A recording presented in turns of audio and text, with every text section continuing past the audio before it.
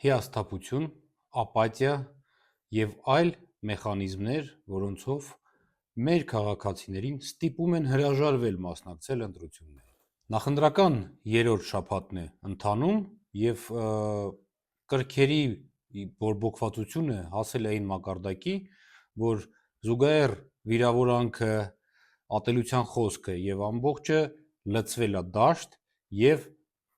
հավանաբար մարդկանց ականջները, ինչի պատճառով մարդիկ ապրում են խորը հիասթափություն, ապաթիա և շատերը հրաժարվում են մասնակից դառնալ ընտրական պրոցեսներին։ Դա հենց այն է, ինչ ուզում է իշխող ուժը, որովհետև ինչքան ցածր լինի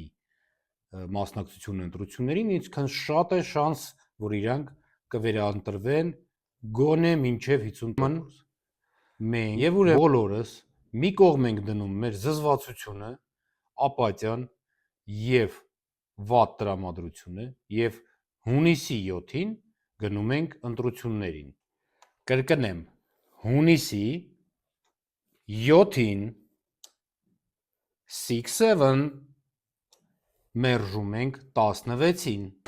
Շշել եմ։ Լավ եղեք, զգույշ եղեք, զգոն եղեք, տրամները տեղը։